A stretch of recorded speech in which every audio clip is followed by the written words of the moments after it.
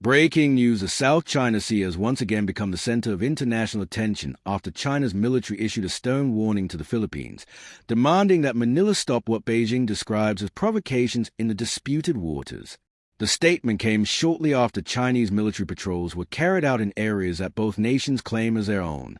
This latest development underscores the volatile nature of maritime disputes in the region, which continue to pose risks to peace, stability, and international trade routes. China's defense ministry characterized its recent patrols as routine and necessary measures to safeguard national sovereignty. From Beijing's perspective, any action taken by the Philippines, including resupply missions to its outposts or joint patrols with allies, is framed as deliberate provocation. The Philippines, however, views China's growing presence as outright encroachment on territory that rightfully falls within its 200 nautical mile exclusive economic zone, EEZ, as recognized by international law. This clash of narratives has fueled repeated confrontations at sea, ranging from water cannon attacks and blocking maneuvers to near collisions between Coast Guard vessels. The heart of the conflict lies in overlapping territorial claims. China insists on its so-called 9-dash line, a sweeping demarcation that covers nearly 90% of the South China Sea.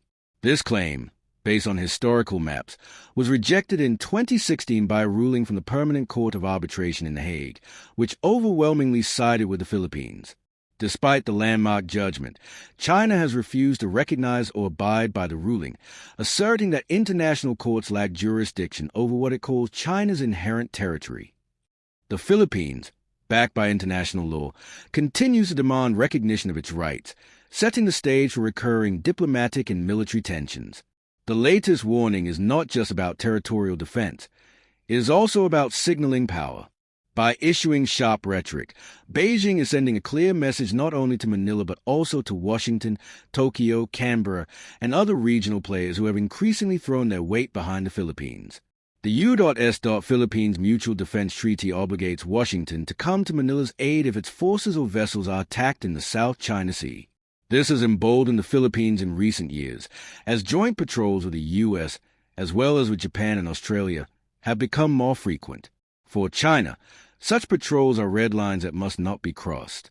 The stakes extend beyond sovereignty and nationalism. The South China Sea is one of the world's busiest maritime trade routes, with an estimated $3 to $5 trillion in global trade passing through annually. It is also rich in fisheries and believed to contain vast reserve of oil and natural gas beneath its seabed. Control of these waters is therefore not only a matter of pride but also of economic survival and strategic dominance.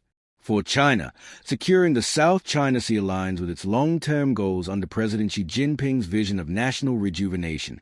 For the Philippines, ensuring access to its EEZ is vital for food security, energy independence, and national dignity.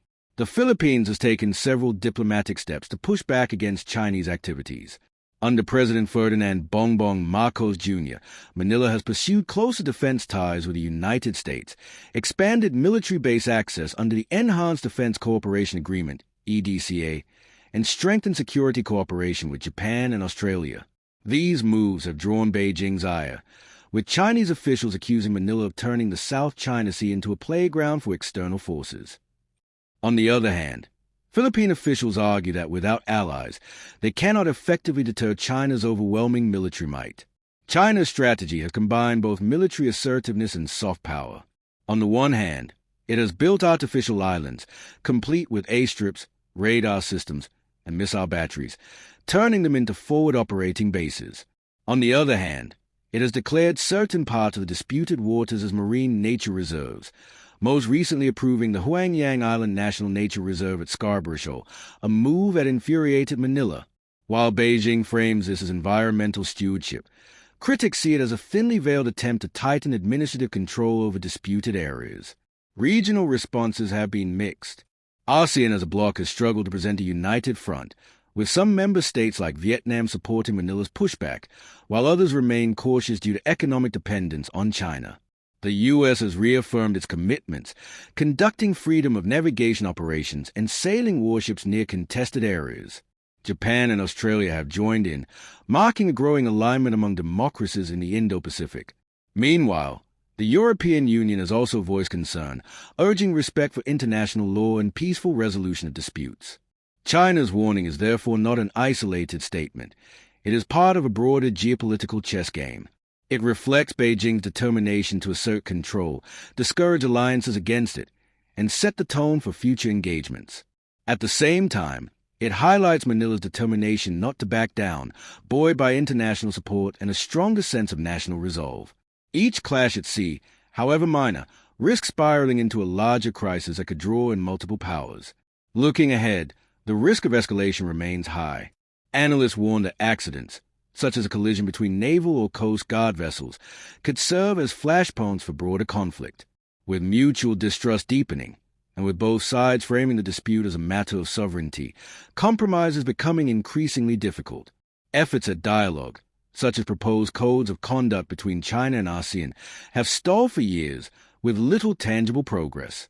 For now, the world watches closely. The South China Sea is not merely a local dispute between two countries. It is a theater where global rivalries, economic interests, and strategic ambitions converge. China's warning to the Philippines is a reminder that this flashpoint will continue to shape Asia's future, and by extension, the future of global stability.